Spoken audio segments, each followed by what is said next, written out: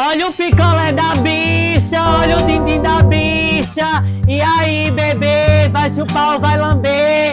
Bora, Alcha, bora comprar, ó. Ei, Juninho, vem cá! Oi, amiga. Vai querer o que hoje? Ei, se a gente gravar um programa hoje, o que é que você acha? Oxe, meu nome é Pronta. Marca primeiro um dindim, por favor. Na hora, gosta desse. Adoro!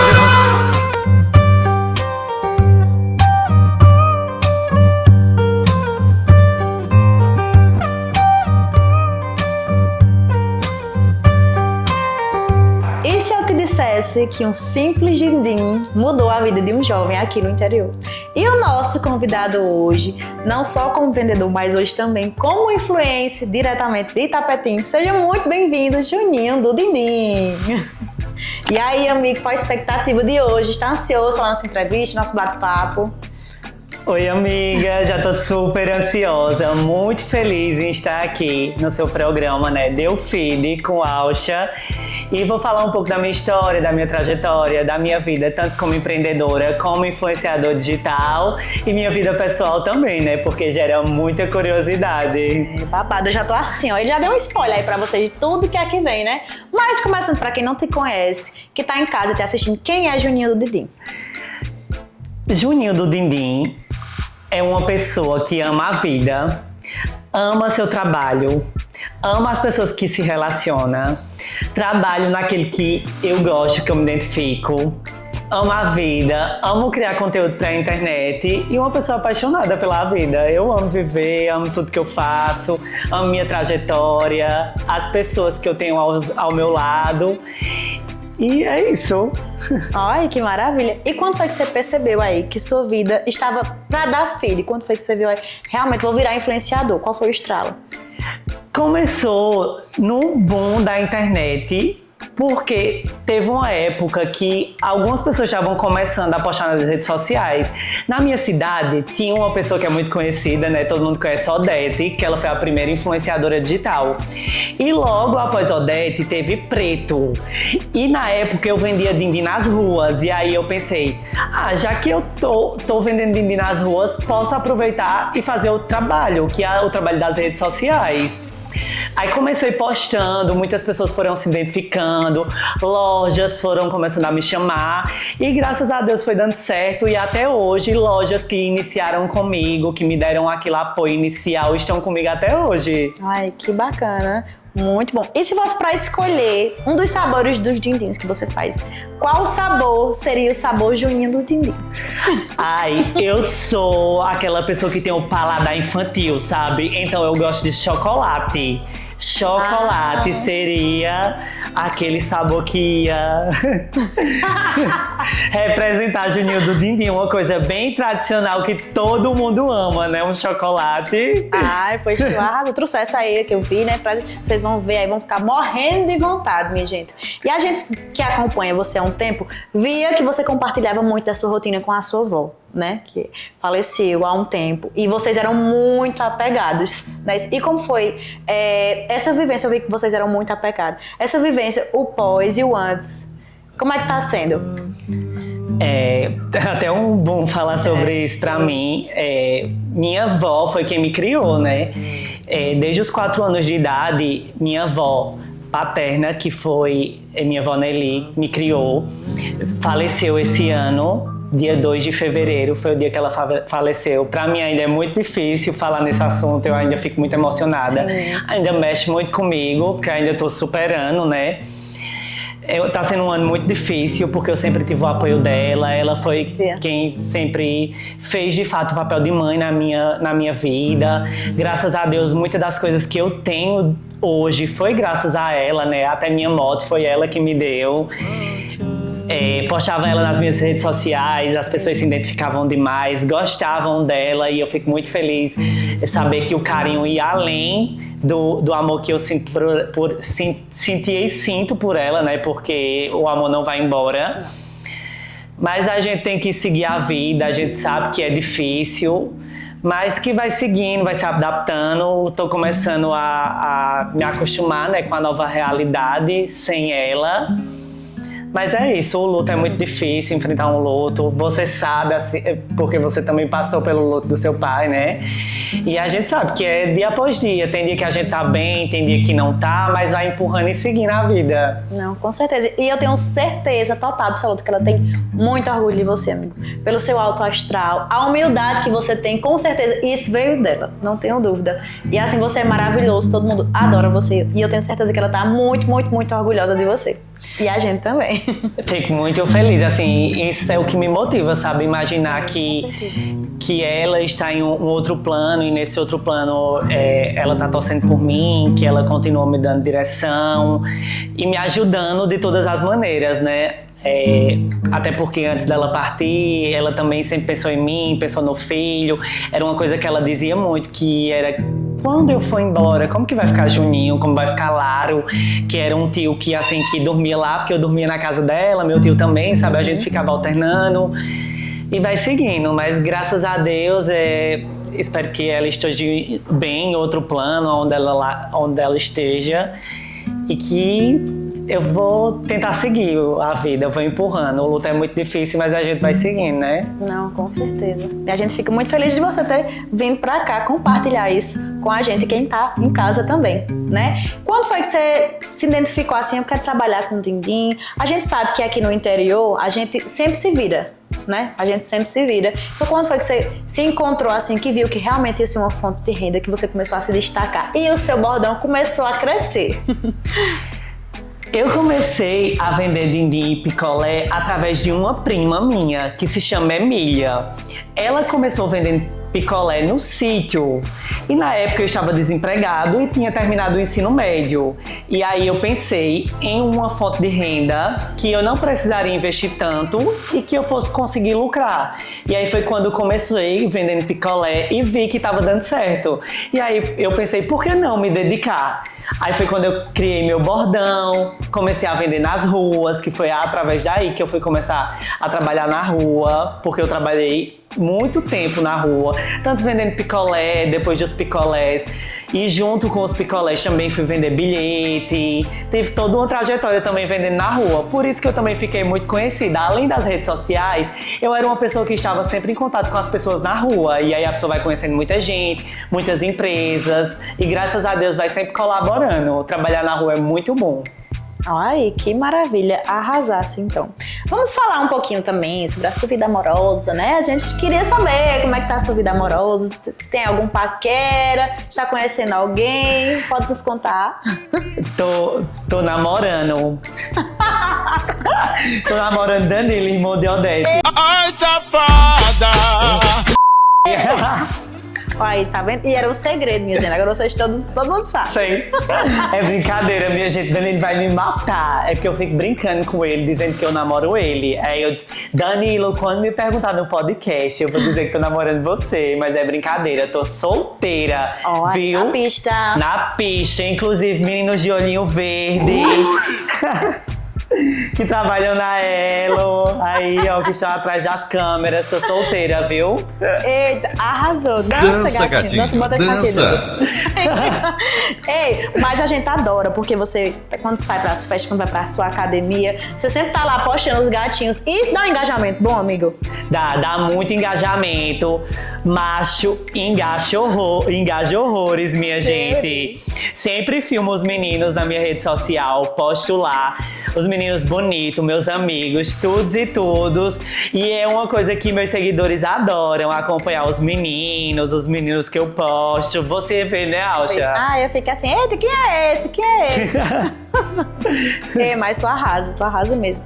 E aí, já teve algum preconceito nessas filmagens? Alguma coisa? Alguém que não gostou? Alguma situação chata? Já. Porém, eu sinto que hoje em dia, Alcha, devido a LGBT-fobia tá muito em alta, ser um assunto que as pessoas sabem que é um crime, A homofobia, ela hoje em dia não é uma coisa tão exposta igual era na adolescência. E quando eu era adolescente, no meu período de escola, os meninos eram preconceituosos e falavam alto, chamavam de bicha e tudo. Hoje em dia, eu sinto a energia, é uma coisa mais tranquila. Tipo assim, eu sinto a energia, sinto que aquela pessoa naturalmente tem um bloqueio comigo, porém, as pessoas não são de falar o motivo, né? É uma coisa que vai acontecendo ali mais no off. Mas eu, por ser gay, por ter toda uma trajetória, já sinto de longe. Quando a pessoa me trata diferente, Então ou você me já olha sabe quem diferente. pode ou quem não pode ter uma brincadeira.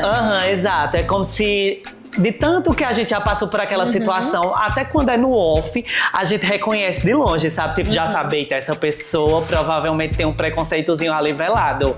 Porque ninguém vai chegar e dizer, eu sou preconceituoso. Tendo em vista que hoje em dia, todo mundo sabe que é um crime. Mesmo antigamente sendo um crime, não tinha a visibilidade que tinha hoje em dia, né? Das pessoas, muitas vezes, ser homofóbico, igual era antigamente, e as pessoas do lado riam, achavam graça.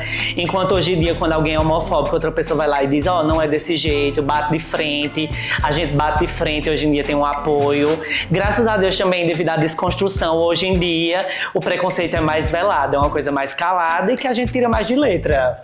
Então que bom. Então isso a gente fica muito leve, né? Porque assim, eu não sei se é em cidade grande, enfim, generalizando, né? Porque a gente vê muito dos casos ainda, que não era pra existir, né, minha gente? É triste. A sociedade é em passos de tartaruga, a evolução, né? Mas a gente vê muito. Você teve mais preconceito nessa parte do seu trabalho ou na parte da sua sexualidade? Eu acho que na questão da minha sexualidade. Porque quando eu me assumi, né? Porque eu sempre fui aquela criança viada. Quem me via quando criança e era um adulto, tinha entendimento que provavelmente quando eu crescesse eu ia ser um homossexual ou uma trans, alguma coisa, porque eu era uma criança muito afeminada, de trejeito, de balançar cabelo. É tanto que meus amigos ficam me zoando, falando que eu era mais gay quando criança do que hoje em dia que eu sou assumido. Só que quando eu me assumi, eu tinha 15 anos, 16 por aí. Na época, o preconceito ainda era diferente, tendo em vista que hoje eu já tenho 29. Sofri muito com alguma... tu tinha uns 22, 23, amigo. Não, eu tenho 29. E aí eu sofri muito com família. Teve algumas pessoas da minha família que foram preconceituosas. Que até hoje... Hoje que não é uma forma, como eu falei, que virou um assunto, uma pauta. Sim. Aí hoje em dia... É mais abafado. É mais abafado, me trata bem. Só que na época eu lembro da forma que me tratou, do quanto me excluía, do quanto me humilhava. Tendo em vista que naquela época também, quando eu me assumi, eu não tinha uma visibilidade, eu não tinha... Não que eu tenha condições hoje em dia, né? Mas eu não tinha um trabalho, eu não recebia bem. E aí a forma que me tratava era diferente. Já hoje em dia, me trata de outra forma, mas a gente sabe quem é quem, né? Não, mas isso é muito importante você falar para o povo de casa. Não é porque tem gente que se identifica, né? Eu mesmo tenho amizades de todos os grupos. Eu adoro. Então, assim, eu sempre tô compartilhando com meus amigos que realmente, de um tempo pra cá, houve essa diferença, né? Que antigamente era realmente mais difícil. Principalmente pra quem era religioso, as igrejas, meu Deus do céu, muito complicado, a questão da família. E de se encontrar também, né? Porque, primeiramente, você acha que é um problema em você. Né? Primeiro você acha que é um problema em você, depois você acha que não tem solução, que tem algo de errado com você começa a perceber os olhares e você quer se consertar, né? Então, assim, é muito importante esse seu depoimento, amigo, porque eu sei que com certeza em casa tem alguém que se identifique, que veja em você uma força, uma luz pra tá aí vivendo do jeito que quer. E a vida é isso, a gente tem que achar a vida linda mesmo, se amar todo mundo e é isso. Isso mesmo, amiga. Quando é tipo no início, você tem aquela rejeição até com sim. você mesmo de meu Deus, eu não quero me identificar com isso, mesmo você sabendo que se identifica, que gosta. E aí vem, dependendo da família, né? Eu vou falar por mim. Tem às vezes a família, algumas pessoas que não apoiam, e você começa a se perguntar se é aquilo e coisa e tal. Mas conforme você vai passando, você vê que não tem nada demais em você se identificar com uma pessoa do mesmo sexo, de gostar. Vê que aquilo não muda em nada, que você continua sendo a pessoa que você é, gostando das mesmas coisas. Porque eu fui e sou mesmo Juninho, independente da sexualidade que eu tenho. E minhas amigas, as pessoas que sempre gostaram de mim, como minha avó, sempre viram que isso não muda em nada na minha vida. Uma coisa que eu acho engraçado, acho, e vou até citar aqui, porque tu falou da minha avó.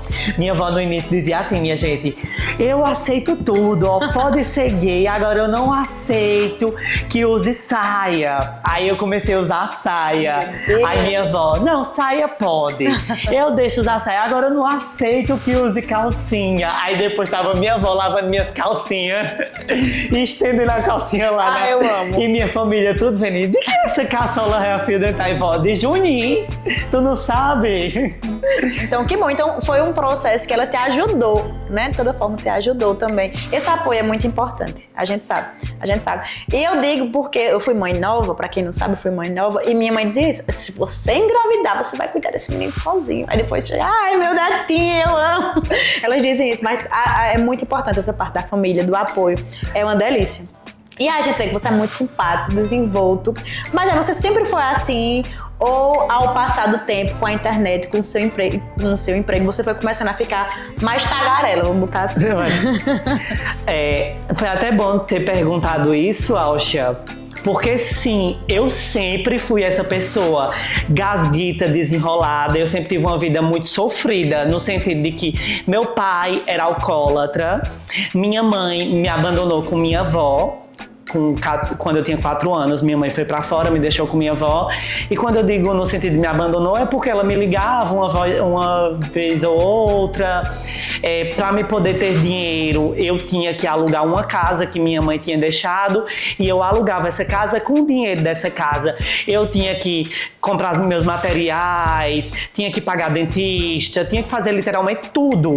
E aí, como criança, eu fui uma criança desenrolada. E aí eu vendia osso, que na época você tinha a opção tipo de catar osso, minha gente. Eu não sei se vocês vão se identificar com esse catar latinha. Aí eu catava latinha, vendia, ferro velho, de tudo eu fazia pra ganhar dinheiro. Claro que minha avó também sempre me ajudou, mas minha avó, ela vem de uma realidade de pessoas do sítio, onde ela tem o seu salário, mas ela não é de gastar com coisas tipo roupa, dentista. Ela, de fato, gostava e se identificava em gastar o dinheiro de casa com o básico, que era comida, saúde. E pra ter tudo que eu tinha ou que eu sonhava, roupa, comer na hora do lanche, eu tinha que ir me virando. E aí foi a forma que eu sempre me virei, assim, de conversar com os outros, de ir falando. Às vezes eu tinha muita amiga que tinha condição, eu ia pra casa dela brincar, pedia pra comer lá, pedia pra comer, mulher, me dá um biscoito. Graças a Deus também, Deus sempre botou na minha vida pessoas muito iluminadas e sempre me ajudaram, sabe? Porque minhas amigas na época, elas não tinham, pudor em me dar as coisas. Vamos, Juninho, vamos lá pra casa. Ei, vamos lá pra casa brincar e comer. Pelo contrário, quando eu não queria ir, minhas amigas diziam, ei, lá em casa tem isso, lá em casa tem isso.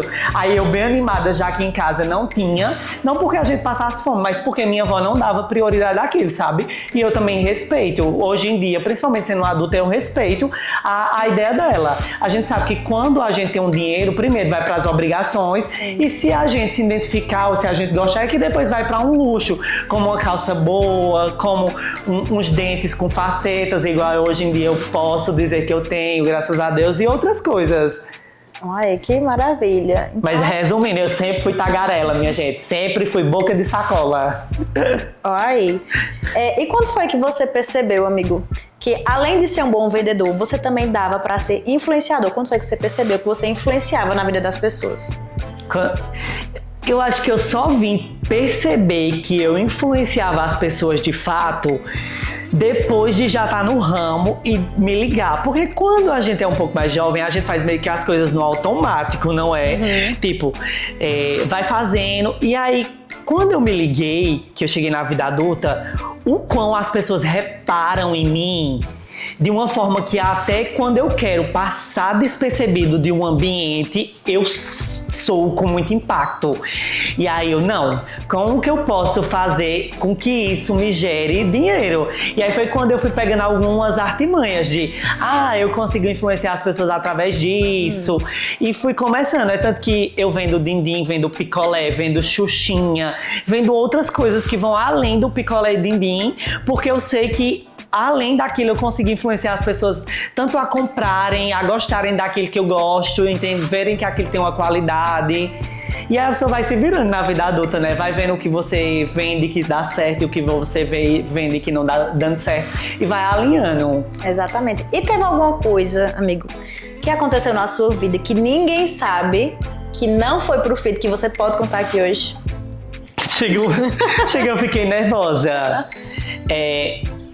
Eu não sou de falar assuntos polêmicos. Eita, babado. Mas que eu vou soltar só por cima aqui, a gente não vai entrar em detalhes, Pois né? gente, vocês guardam o segredo aí de Juninho. Vocês guardem o segredo, viu, minha gente? Pelo amor de Deus. Mas que, graças a Deus, hoje em dia a gente já se resolveu. Até um tempo desse eu não falava com minha mãe. Meu Deus. Eu guardava um certo rancor dela. Tanto por ela ter me deixado com minha avó, quanto por o momento quando eu me assumi. Porque ela me fez sofrer muito. E foi uma coisa que eu nunca expus em rede social. Primeira vez que eu tô expondo, viu? Não gosto de falar assuntos polêmicos, assuntos que leve família, mas é isso. Mas graças a Deus, hoje em dia a gente se fala, a gente tem um contato. Não de fato um contato de mãe e filho, né? Porque quem fez o contato de mãe, pra mim, mãe e filha, era minha avó. Mas eu e minha mãe, assim, foi um assunto muito polêmico e que quem convivia comigo, que era meu amigo, sabia, mas que as redes sociais nunca foi pro feed. Esse assunto polêmico, o momento de eu me assumir e tudo, eu nunca tinha comentado. Era um assunto que eu não falava. Primeira vez que eu falo em rede social ou na frente das câmeras, alguma coisa desse, que já passei um período sem falar com minha mãe. Não, e a gente abraça demais esse sentimento. E eu digo porque eu também, a gente não traz tudo pra rede social, né? Quem vê a gente de casa acha que conhece a gente, porque a gente posta que tá num lugar, que a gente posta que tá bem, que a gente posta que tá doente, que a gente posta que tá com alguém, pensa que já sabe tudo da nossa vida, né? E realmente não sabe. A gente, por trás das câmeras, a gente é um ser humano, a gente sente, a gente tem problema também, igual todo mundo, né? Porque todo mundo fantasia isso. Mas isso é muito bonito também você trazer pra cá, porque a questão do perdão também é muito importante, né? Então, assim, às vezes a gente fica, é porque não era pra ser assim, eu queria que tivesse sido assado. A gente pensa muito nisso. Mas sua avó foi sua salvação. Você pensa assim, quando você olha a sua trajetória, foi sua salvação, né? Sim, aí quando a gente olha a trajetória, você pensa, graças a Deus, Exatamente. que tudo aconteceu assim. da forma que tinha que acontecer. Porque se não tivesse acontecido, eu não tinha sido criado por minha avó, eu não tinha tido a realidade que eu tenho, eu não, talvez nem tivesse a desenvoltura que eu tenho hoje em dia, tendo em vista que toda a desenvoltura que eu tenho hoje em dia foi graças à minha realidade, entende? É uma coisa que quando passa, gratidão, Senhor, por tudo que eu passei. E uma das coisas que eu aprendi também na vida é que ser grato por tudo abre portas. Se eu tô passando um momento difícil, gratidão, Senhor, porque eu tô passando por esse momento difícil. Esse momento vai me ensinar, algo eu vou aprender com isso. E quando você vai sendo grato, as coisas vão abrindo portas e que depois você vê e você só tem gratidão por tudo que você passou, sabe?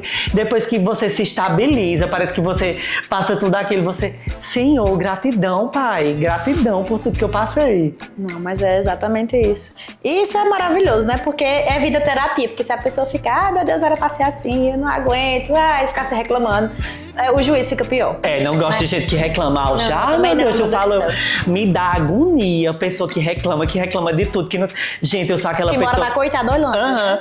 Eu sou aquela pessoa que, eu tenho um problema, como que eu vou resolver esse problema? Eu não tenho dinheiro, como que eu preciso de um trabalho? A gente não sabe, mas a gente vai resolver. Não sabe como, mas eu sou aquela pessoa que eu sou objetiva, assim, eu tem um problema, eu tô passando por uma situação, eu foco em resolver. Não gosto de gente que reclama, tem agonia, não gosto de viver perto de pessoas que reclamam. Aí eu sou aquela pessoa que tem abuso, é sério. Ah, eu também tenho. Tem um ranço. Ô, amigo, tu comentasse comigo que tu fosse conselheiro tutelar. E eu também não sabia, eu acho que vocês aí de casa, poucas pessoas vai saber, né? Só que é bem próximo de Juninho, eu acompanhava desde o começo. Então vamos separar aí. Além de Juninho do Dindim, que vem do Dindim. Além de Juninho do Dindim, que é influenciador. Quem é Juninho do Dindim? Quem não conhece essas partes suas da sua vida? Já trabalhei como conselheiro tutelar. Eu fui conselheiro tutelar suplente, fiquei na suplência. E aí, na época que eu fiquei na suplência, teve 2 pessoas que desistiram e acabei trabalhando como conselheiro tutelar durante 12 meses, 1 ano, que foi o período que eu fiquei trabalhando. Amei trabalhar como conselheiro tutelar, é uma pauta que eu me identifico muito, que é a pauta do direito da criança e do adolescente. Durante esse período, teve muito conhecimento, graças a Deus. Conheci pessoas do direito, policiais, de diversas áreas. Tanto pessoas que agregaram na minha vida pessoal, como na minha vida profissional.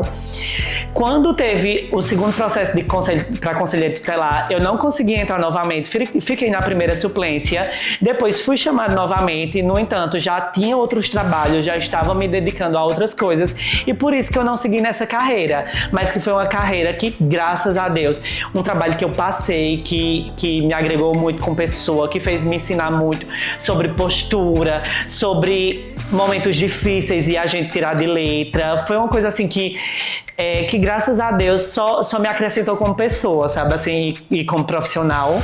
É um trabalho que a gente vê muita dificuldade, porque a gente vê muitas crianças e muitos adolescentes em situações de vulnerabilidade, mas que a gente faz um trabalho que a gente depois fica orgulhosa, sabe?